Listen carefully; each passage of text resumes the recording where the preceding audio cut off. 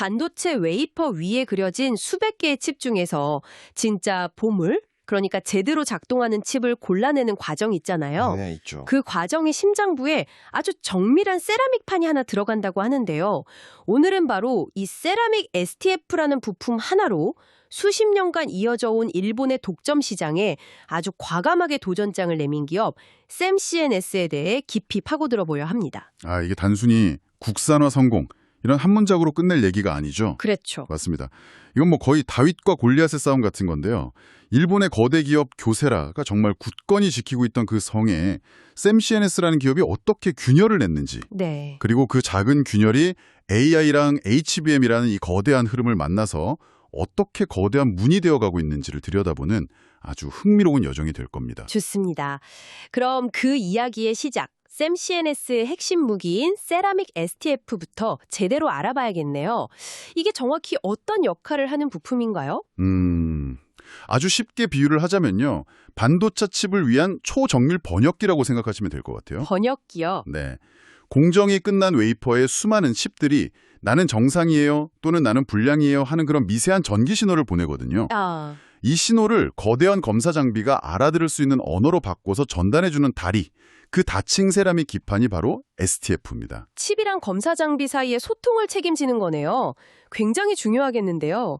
그럼 현재 매출 구성은 어떻게 되나요? 주력 시장이 있을 텐데요. 네, 지금까지 이 회사의 확실한 캐시카우는 낸드 플래시용 STF였습니다. 전체 매출의 한 60에서 70% 정도를 차지하죠. 그렇죠. 그런데 지금 우리가 이 기업을 주목해야 하는 진짜 이유는 바로 D램용 시장입니다. AI 시대의 심장인 HBM 수요가 터지면서 이 D램용 STF 매출 비중이 불과 한 1, 2년 만에 20에서 30%까지 정말 무섭게 치고 올라오고 있거든요. 말씀하신 대로 수십 년간 일본의 교세라 같은 거대 기업이 독점해온 시장인데 상식적으로는 정말 비집고 들어갈 틈이 없어 보이거든요. 샘CNS에게는 뭔가 결정적인 비밀병기가 있었던 것 같습니다. 정확합니다.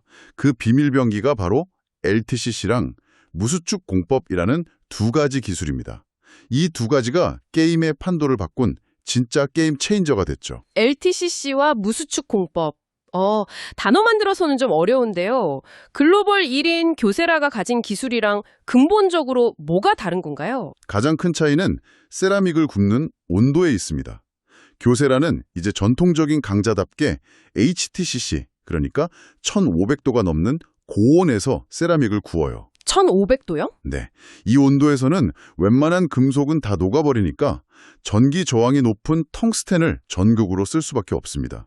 근데 문제는 이 텅스텐 전극이 신호 전달에는 썩 좋은 재료가 아니라는 거죠. 데이터가 지나가면서 손실이 생길 수가 있거든요. 고속도로에 비유하자면 도로 표면이 좀 거칠어서 차들이 제 속도를 못 내는 뭐 그런 상황이군요? 네, 비슷한 비유입니다.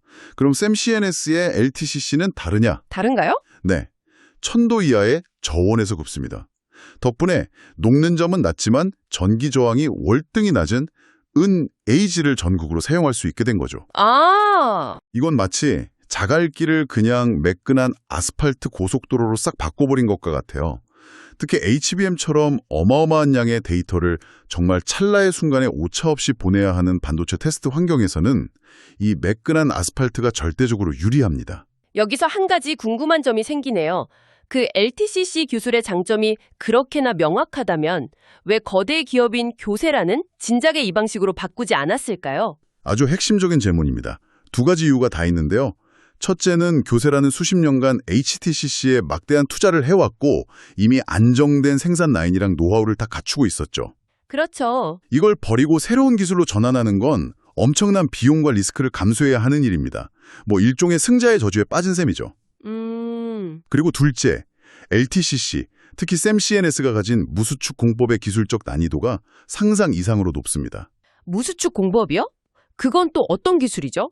원래 세라믹은 도자기를 굽듯이 열을 가하면 사방으로 쪼그라드는 성질이 있거든요. 네, 줄어들죠. 그런데 샘CNS는 수년간의 연구 끝에 가로, 세로 면적은 전혀 수축하지 않고 오직 두께 방향으로만 수축하게 제어하는 독자 기술을 개발해냈습니다. 와, 그게 가능한가요? 이게 왜 중요하냐면 12인치 웨이퍼 전체를 한 번에 검사하는 대면적 기판을 만들 때 뒤틀림이나 오차 없이 완벽한 평탄도랑 정밀도를 구현할 수 있게 해주거든요. 이건 교세라도 쉽게 따라할 수 없는 독보적인 기술입니다. 그러니까 정리해보면 원재료인 세라믹 가루부터 시작해서 완제품인 STF까지 모든 공정을 자체 기술로 해결하는 풀 라인업을 구축했다. 이 말이군요. 맞습니다. 이게 비즈니스에서는 어떤 강점으로 이어지나요? 단순히 기술이 좋다는 것 이상의 의미가 있을 것 같은데요. 물론입니다. 모든 공정을 내재화했다는 건 속도와 유연성에서 경쟁사를 압도할 수 있다는 뜻입니다. 반도체 기술은 하루가 다르게 변하잖아요. 그렇죠. 고객사가 이런 사양으로 급하게 바꿔주세요라고 요청했을 때 샘CNS는 즉각 대응이 가능한데 공정이 분업화된 경쟁사는 그럴 수가 없죠. 실제로 이 기술 덕분에 경쟁사 대비 납기를 절반 수준으로 단축시켰고요. 이게 빠르게 변하는 반도체 시장에서 고객사들의 마음을 사로잡은 결정적인 한 방이 된 겁니다. 아, 기술적 우위가 실제 시장 점유율 변화라는 결과로 나타나고 있군요. 특히 SK 하이닉스 공급망에 진입한 건 정말 큰 사건이었겠어요. 맞습니다. 그건 단순히 고객사가 하나 늘어난 수준의 이야기가 아니에요. 이전까지 SK 하이닉스는 D램 테스트용 기판을 100% 일본 교세라에 의존하고 있었거든요. 공급망 리스크가 엄청났던 거죠. 완전 의존하고 있었군요. 네, 그런 상황에서 샘CNS가 2024년부터 품질 테스트를 통과하고 양산을 시작했다는 건 교세라의 기술적 독점에 균열이 갔다는 걸 공식적으로 선언한 상징적인 사건입니다.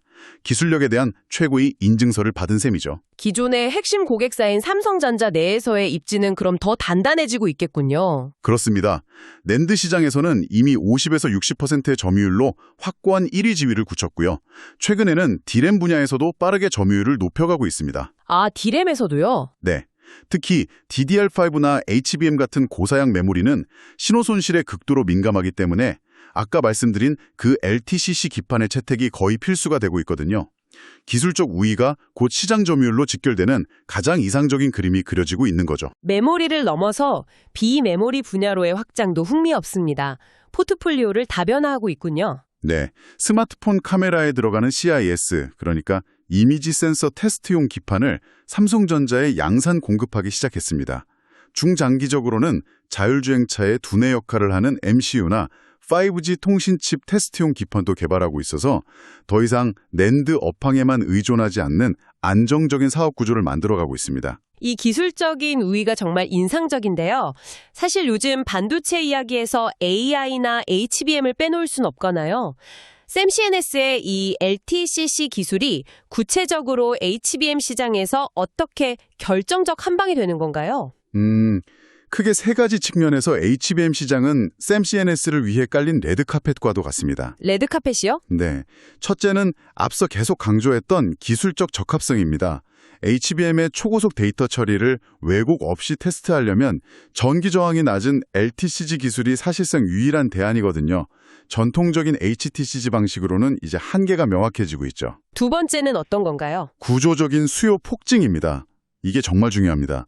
HBM은 여러 개의 D램 칩을 아파트처럼 8단, 12단으로 수직으로 쌓아서 만들잖아요. 네네. 여기서 핵심은 칩 하나라도 불량이 나면 수십만 원짜리 HBM 전체를 버려야 한다는 겁니다. 아, 그러니까 HBM은 비싼 재료를 여러 층 쌓는 레고 같은 거라서 불량 블록이 하나라도 끼지 않도록 쌓기 전에 미리 모든 블록을 다 검사해야 한다는 거군요. 바로 그겁니다.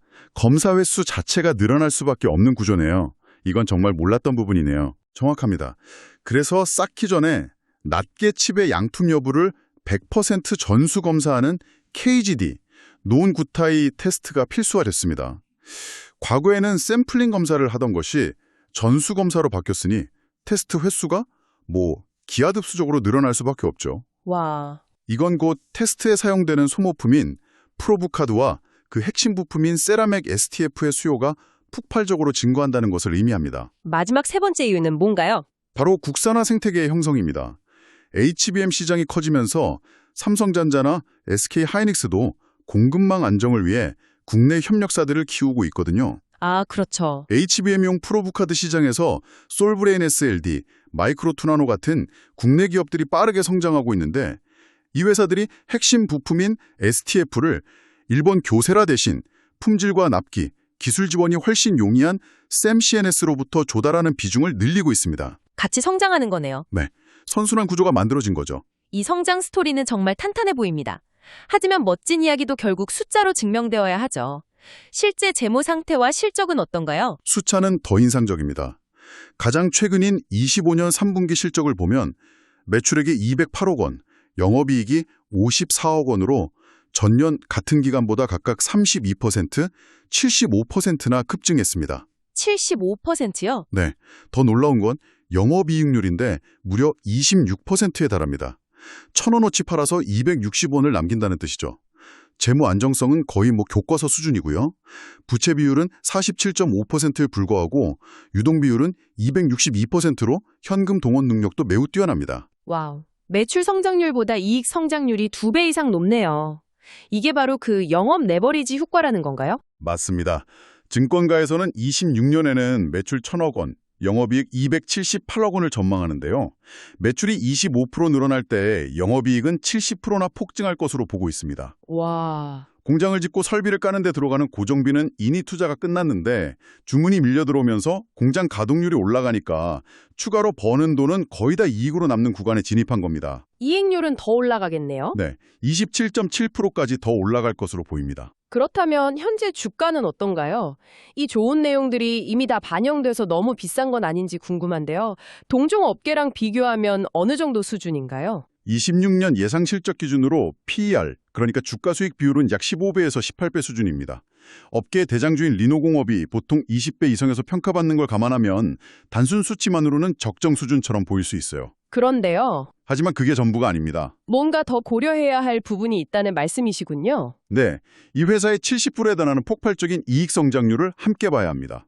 성장률 대비 주가를 평가하는 PEG 지표 관점에서 보면 여전히 저평가 매력이 충분하거든요. 아, 성장률을 감안하면 아직 싸다. 그렇죠. 특히 영업이익률이 27%를 넘어서면서 업계 최고 수준인 리노공업의 40%대를 향해 빠르게 쫓아가고 있다는 점에서 시장이 이 기업의 가치를 재평가할 가능성이 높다고 볼 수 있습니다. 이런 폭발적인 수요 증가에 대응하려면 생산 능력, 캐파가 뒷받침되어야 할 텐데요.